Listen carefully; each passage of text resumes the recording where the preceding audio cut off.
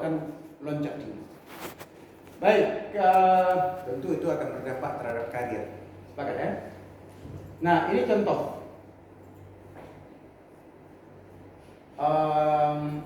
Di antara semua publikasi yang paling tinggi adalah systematic review, meta-analisis. Ya, systematic review meta-analisis 635. Artinya apa? Artinya artikel ini sudah dikutip oleh 635 artikel lain. Tapi artikel lain itu dipublish. Paham maksudnya? Kalau orang ngutip banyak kali, mahasiswa ngutip, dia tidak publish, nggak dihitung. Paham maksudnya? Nanti jangan paksa mahasiswa kutip dia boleh sepanjang dia publish. Kalau dipublish, itu akan punya dampak. Lalu ada yang bertanya, kenapa Google Scholar lebih tinggi dibandingkan dengan Scopus misalnya, citasinya? Kalau dia kutip artikel kita dan dia publish di Scopus, berarti kita dapat poin citasi Scopus. Paham maksudnya? Kalau dia tidak publish dia publish biasa saja, bukan Scopus, berarti kita tidak ada poin citasi di Scopus, tetapi mungkin di Google Scholar. Paham maksudnya? Nah, jadi kalau dilihat ini Pak Ridwan ini mau publish di Scopus. Nah, jadi Pak ini bagus nih dirujuk gitu ya. Nah, jadi ada peluang kita dapat. Begitu ya. Baik, jelas ya di sini. Baik, itu sekedar. Kemudian kita lanjutkan beberapa key konsep. Saya ingin membangun fondasi dulu. Ya. Baik, ini kutub utara, kutub barat timur, ekstrem kiri, ekstrem kanan. Ada dua literatur, ada yang naratif, ada yang sistematis. Kita umumnya kalau gaya nulis seperti S1 itu kebanyakan tipenya naratif review. Kemudian apa ciri naratif review? Kita tidak ada metode searching yang jelas, itu tidak ada. Misalnya kadang-kadang ketemu hari ini artikel, besok coba cari lagi, ulang, nggak ketemu. Sering kan gitu? Itu gaya lama ya. Itu artinya kita proses searchingnya itu tidak sistematis. Sebuah riset itu harus sistematis. Kenapa dibilang metode riset itu ilmiah? Karena bisa dibuktikan. Kalau orang nggak percaya bisa ngulang kan, membuktikan kebenaran hasil temuan kita. Termasuk systematic review, metodenya dia jelas. Explicit rigorous method of searching. Jadi kita mencari metode searching kita itu explicit rigorous. Masih ada yang bertanya rigorous itu apa? Nanti saya akan slide-nya. Termasuk kita mengkritisi dan mensintesis. Ini yang sangat penting. Ya. Ada konsep kita di sini ada dua metode. Yang sana yang sebelah kiri, undefined method of searching. Metode searchingnya kita tidak buat. Apa yang trial and error saja. Sementara yang di sini harus explicit rigorous metode searching. Jadi kalau tidak mengikuti metode searching yang betul, berarti itu salah satu syarat, salah satu kondisi kita bukan systematic review. Berarti kita harus belajar bagaimana metode searching yang rigorous. Ya, itu yang pertama. Literatur mungkin kita paham. Ini sebenarnya intinya ini. Kalau kita lihat. Tugas pertama kita adalah searching, ya kan? Mendapatkan artikel yang kita inginkan. Kita sering mengatakan, mahasiswa sering menjadi alasan, Pak, nggak ada artikelnya, nggak ketemu, ya kan? Itu sama kayak kita suruh seseorang tolong beli sesuatu, dia beli di Sudia, padahal nggak dijual di Sudia. Bohong asam sunti, mana yang dijual di Sudia? Dia datang, Pak, saya sudah cari. Gimana carinya? Di Sudia, nggak ketemu. Berarti tempat carinya tidak tepat. Nah, begitu juga nanti kita searching, ada beberapa database yang familiar kita. Mungkin tidak ada di toko A, tidak ada di database A, ada di database B. Dan proses searching harus komprehensif. Jadi kalau di luar sana ada 1000 artikel, idealnya kita bisa menemukan 950, mungkin sulit menemukan seluruhnya. Tetapi kita sudah oke, 95% sudah oke ya. Statistik kan begitulah ya. 95% confidence interval sudah kita percaya. Nah, baik. Kemudian ini sangat ditentukan oleh metode searching. Ini kita belajar agak sedikit slow nanti. Bagaimana membangun skill searching sehingga mendapatkan apa yang kita mau. Dan bagaimana kita searching secara efektif. Jangan mencari sesuatu memerlukan 1 minggu, padahal bisa dilakukan 1 jam. Nah, itu dia. Ya, Bapak Ibu semua sebulan, apalagi ibu-ibu ya. Ibu saya merasakan super. Dari saya bilang, nyuci, masak, kuliah, ngajar, suami, anak, ya super sih, luar biasa. Tapi masih sempat, jadi Ramadannya nikmati aja masalah jam. Karena begitu keluarga super sih. Sekalian promosi, siapa tahu. Ya, hai.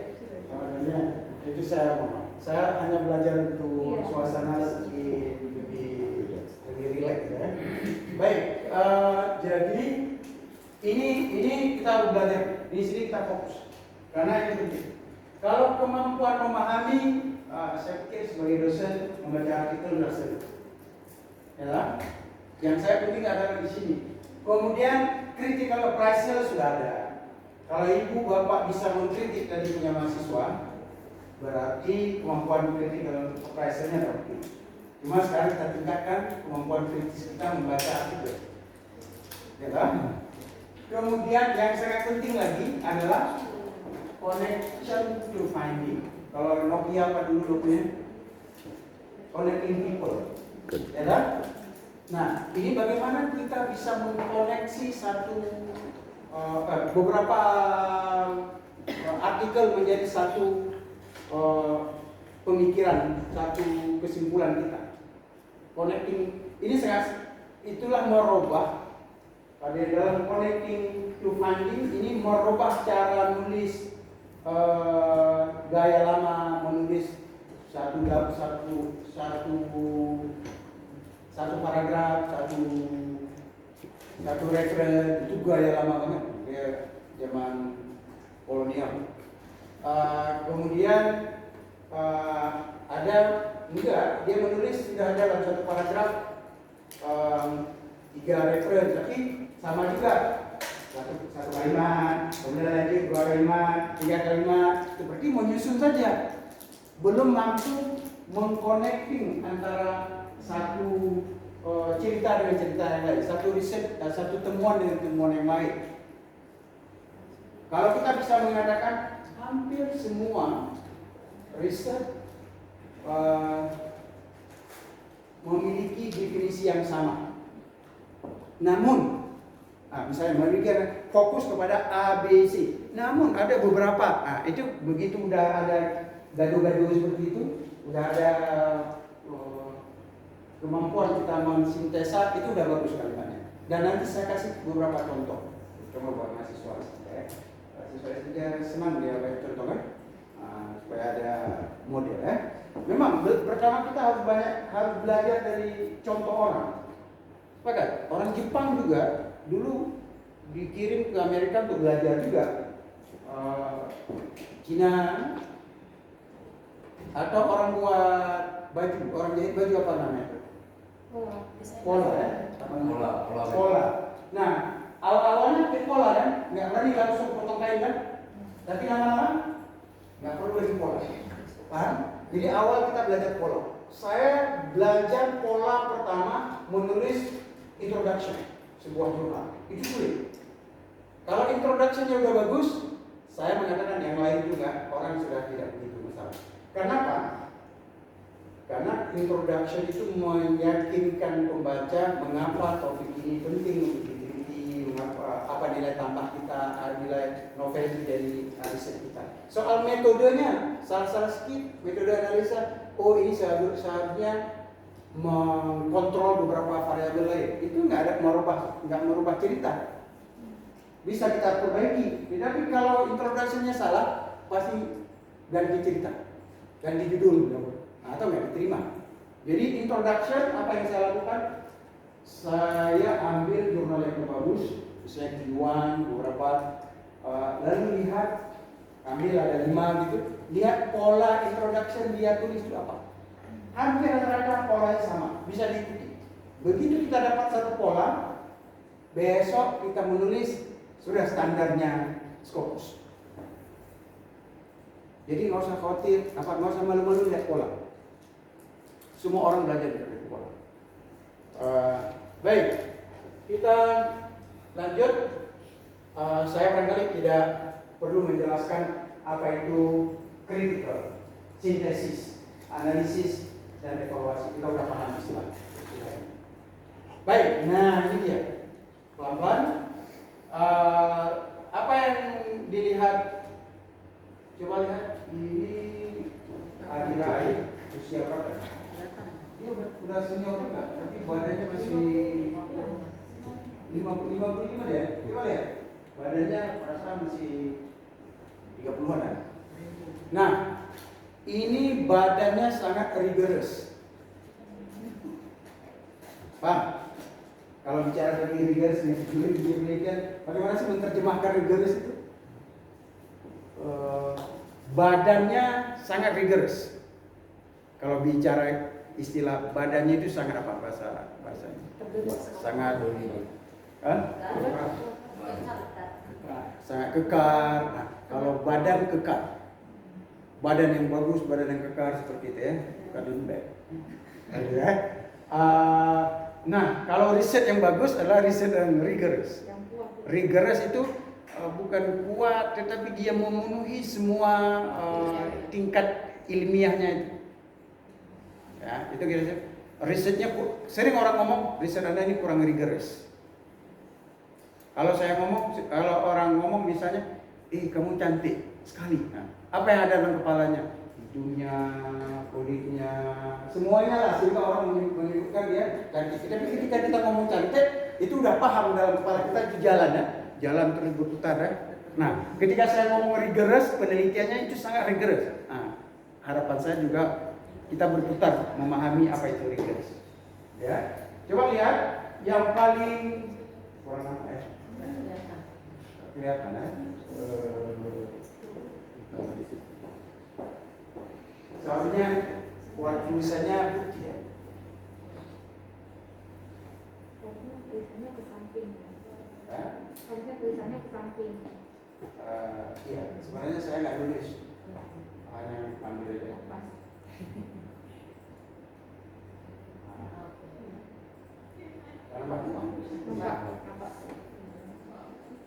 Nah, yang paling tinggi adalah meta-analisis. Coba kita lihat. Yang paling kurang apa ya? Ini paling rendah risetnya itu yang kita paham, yang sering kita lakukan itu survei ya. Iya kan? Survei itu mungkin posisinya di sinilah. Ini apa? Case studies. Mungkin survei di posisi sini. Ini apa? Case control ya. Jadi gini, riset yang paling rendah tingkatnya itu survei. Walaupun ada di bawahnya, misalnya kalau di kesehatan catatan klinis dokter itu jadi evident, ya kan? Tapi itu menurut dokter A, itu sudah bisa menjadi satu bukti ilmiah, kan? Tetapi itu levelnya paling rendah, karena bisa aja menurut dokter B tidak. Ya kan? Nah, di atas berikutnya biasanya survei. Survei sudah menyangkut beberapa sampel relatif besar. Kalau tadi kan case individu, praktek dokter satu, pengalaman dokter satu itu, kemudian masuk survei. Di atas survei apalagi case control. Kenapa survei itu rendah? Karena kita mengukur dalam riset itu ada dependent outcome-nya, ada yang determinan atau independen. Kita mengukurnya, memotretnya sekaligus, outcome dan determinannya, faktor yang mempengaruhinya, kita ukur bersama. Jadi kita tidak tahu mana yang duluan. Yang kita ukur adalah bersamaan, ada hubungannya. Tetapi kita tidak tahu apakah si A mempengaruhi si B atau si B mempengaruhi si A. Yang jelas kita tahu mereka itu, misalnya kalau nanti kita bilang dia pacaran. Kita mengukur sekarang dia pacaran, tapi kita nggak tahu siapa yang duluan memulai. Apakah si A memulai atau si B yang memulai. Jadi kita tidak tahu apakah A mempengaruhi B atau. Tetapi kalau masuk ke case control, case sudah ada. Kemudian kontrol. Misalnya dalam kesehatan, ini akan banyak saya kasih contoh kesehatan, tapi saya harus mengingatkan diri juga harus kasih contoh pendidikan dan aspek yang lain. Misalnya ada anak usia ada orang tertentu kena DM. Usia kita sebutkan saja. Ada mahasiswa tertentu udah kena DM. Ada yang mahasiswa tidak. Lalu kita ini udah ada outcome-nya. Outcome-nya apa? DM dan non DM. Lalu kita ingin cari tahu mengapa ada mahasiswa baru umur SMA, mahasiswa sudah kena DM. Lalu apa yang mau kita cari? Ke belakang. Atau mengapa anak-anak muda sudah ketergantungan sama ganja, misalnya. Contoh ya, ganja. Lalu kita mau mencari tahu apa yang menyebabkan anak ini ketergantungan. Jadi kita mencari ke belakang. Itu case control. Nah, apa kelemahan case control? Menanyakan masa lalu orang itu sulit, bias. Sepakat ya? Nah, misalnya dalam soal kriminal, mengapa ada orang tertentu berulang kali masuk penjara? Udah keluar, masuk lagi, udah keluar, masuk lagi. Apa yang menyebabkan? Mengapa ada orang tertentu sekali masuk penjara, setelah itu dia nggak masuk lagi? Ada kan orang kayak gitu? Apa yang menyebabkan orang yang berulang kali? Ada yang tidak. Lalu kekurangan dari case control itu retrospektif history, menanyakan ke belakang. Misalnya saya tanya, Desi tadi pagi makan apa? Masih ingat? Coba kalau saya tanya, minggu yang lalu makan apa? Hari Senin minggu yang lalu makan apa? Nggak ingat lagi. Banyak pertanyaan-pertanyaan retrospektif itu tidak, kadang-kadang bias. Itu harus ada dalam pikiran kita. Begitu juga ketika kita membaca artikel nanti. Ini risetnya tipenya case control, risetnya survei. Itu dalam kepala kita udah paham. Wah, riset ini punya beberapa kelemahan. Kadang-kadang ketika kita mau sistematika review, kita fokus saja riset yang lebih tinggi. Misalnya case control kita pakai, tidak pakai survei, boleh. Kita boleh memilih nanti. Nah, di atasnya survei, di atasnya case control ada yang namanya cohort. Cohort misalnya, saya akan belajar dari contoh pendidikan. Misalnya anak-anak yang paling banyak melakukan dalam aspek pendidikan itu Harvard. Di Harvard University, setiap mahasiswa yang masuk itu pemeriksaan general check-up-nya itu sangat komplit. Mungkin sama dengan masuk tentara. Ya, saya lengkap catatannya. Dan kondisi kesehatannya, IPK-nya, prestasinya, keaktifan di kelas, itu semuanya dimonitor dan dicatat sangat ketat. Kemudian dia akan mempelajari bagaimana karakteristik profil mahasiswa Harvard itu, misalnya mau melihat bagaimana tingkat keberhasilan mereka ke masa depan. Misalnya dilihat gajinya, ukuran yang gampang dipakai, ukuran salarinya yang dia dapat berapa. Jadi dia mengikuti. Atau di dalam penjara, orang dalam kriminal, dia mengikuti kapan ketika orang masuk penjara kemudian bebas, kemudian dia ikuti kapan orang itu melakukan kriminal lagi, berapa lama. Jadi kohort. Yang sering kalau dalam kesehatan kohort ibu hamil 9 bulan. Jadi bagaimana start kondisi kesehatan anak bayi kita yang lahir itu sangat dipengaruhi oleh apa saja yang terpapar selama 9 bulan hamil. Misalnya stres, tingkat stres selama hamil, apakah tingkat stres mempengaruhi outcome? Nah, jadi keuntungannya di kohort apa? Variabelnya kita ikuti, kita ukur. Ya, kita ukur sehingga tidak ada bias. Beda dari tes kontrol tadi. Lalu kita ukur outcome. Bagaimana kehidupan terpapar kita dengan outcome? Outcome macam-macam. Kalau ibu hamil, outcome-nya gampang, berat badan bayi misalnya, dan outcome yang lain. Kalau student, mahasiswa, kita mau melihat bagaimana keaktifan di kelas atau karakteristik siswa yang bagaimana yang paling sukses karirnya. Nah, itu diikuti di sini, semua dicatat gitu. Apakah IPK menentukan misalnya? Apakah keaktifan di kelas atau keterlibatan dalam kegiatan akademik dan sebagainya. Nah, itu di atasnya lagi apa? Eksperimen. Itu lebih tinggi. Eksperimen ada dua, ada yang random, siapa yang masuk eksperimen atau yang tidak eksperimen, biasanya kita ambil aja, tidak random. Yang paling bagus adalah random. Misalnya kalau di rumah sakit, siapa saja yang boleh mendapatkan obat COVID. Nah, ada, pokoknya ini semuanya dapatlah, tidak di random. Nah, yang paling bagus adalah di random. Itu namanya randomized control trial. Kalau orang klinis menyebutkan randomized clinical trial, sebenarnya adalah control trial.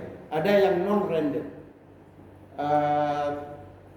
Kalau kita mau mengukur bakteri dalam air misalnya, kita random galon-galon isi ulang misalnya.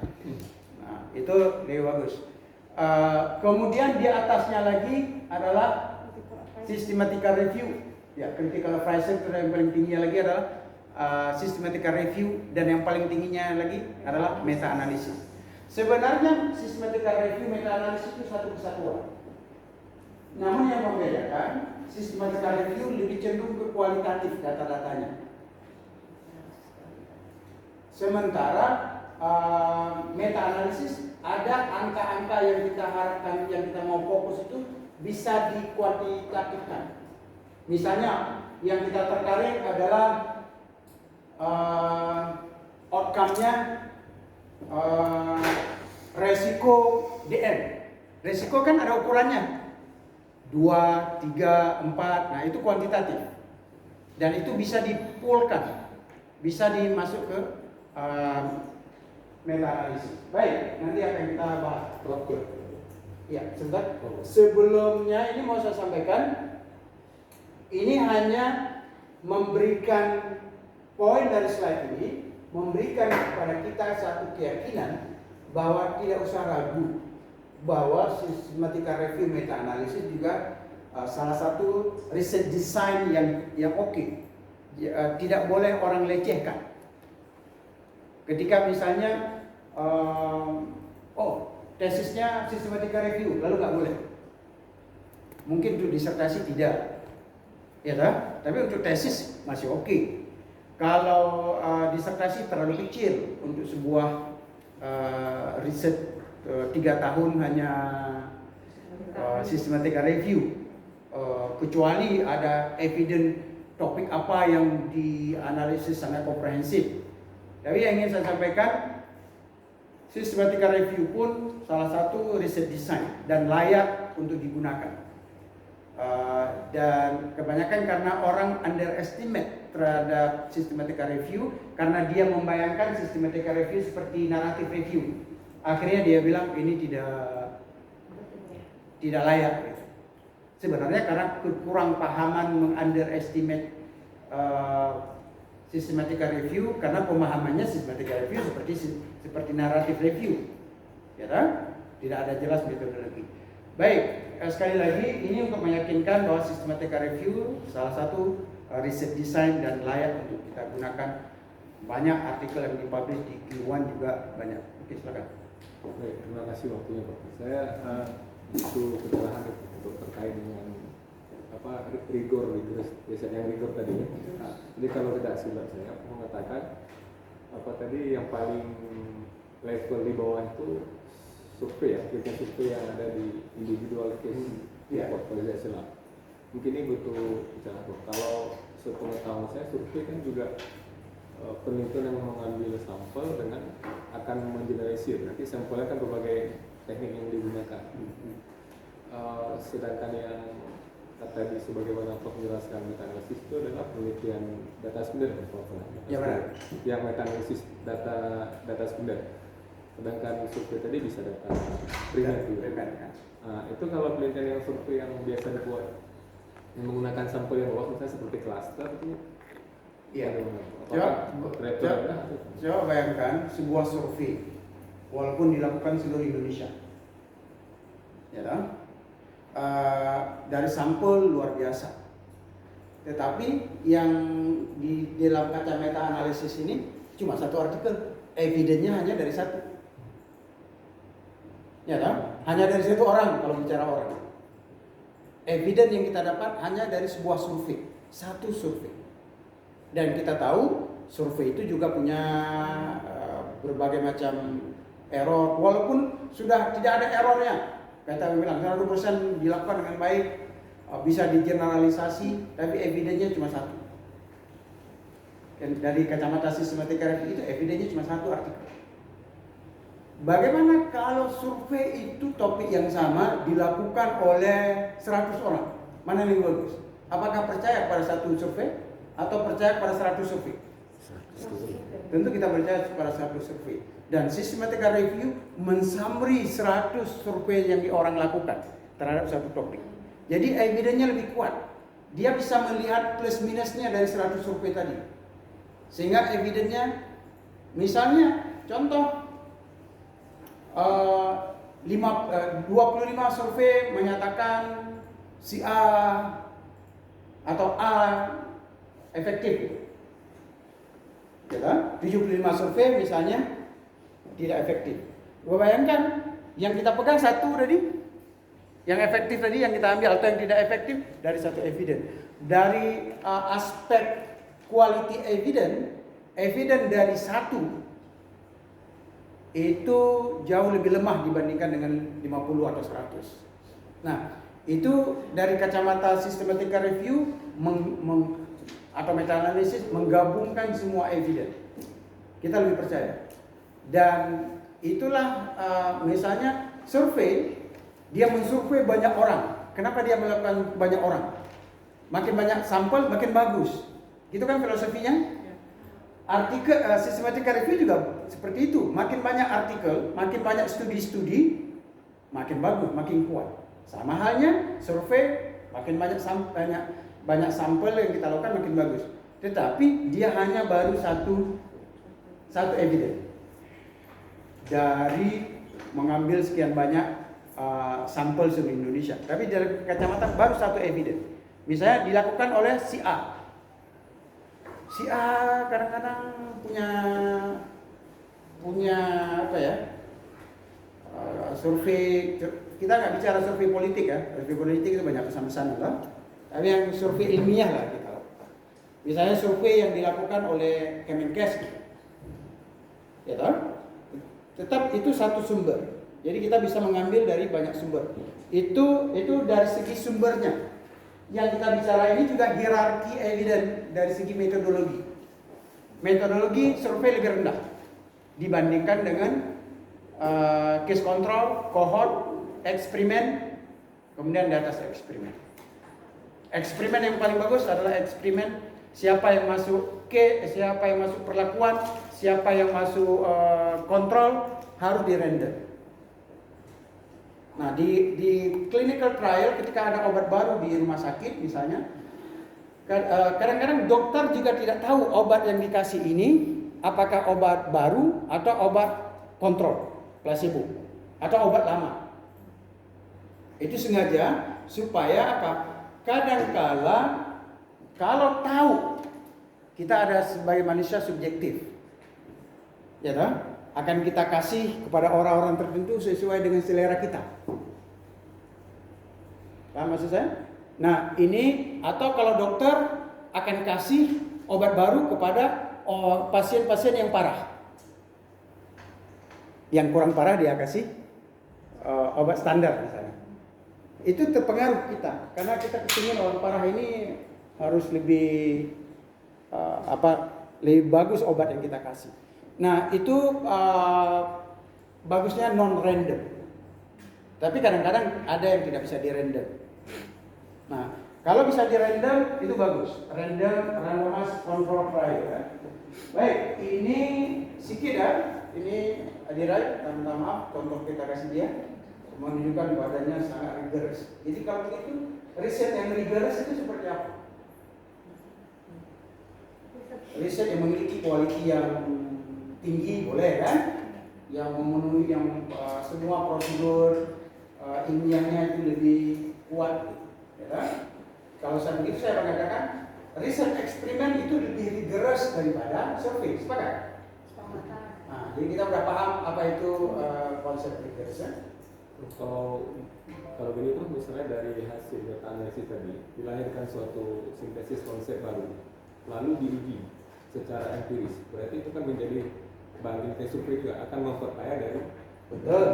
Dan itu sudah idealnya dari sebuah riset sistematika review juga bisa melahirkan ide-ide baru. Dan seharusnya putarannya seperti itu. Bukan berarti karena sistematika review bisa melahirkan ide-ide baru menjadi dia statusnya lemah, malah menjadi statusnya kuat karena bisa melahirkan ide-ide baru lagi, bisa menyumbang body knowledge, pengetahuan yang lebih baik. Jadi kita nggak boleh lama ini karena kita gabung dengan sedikit metodologi ya. Jadi nggak apa-apa ya, fondasi ya, biar kita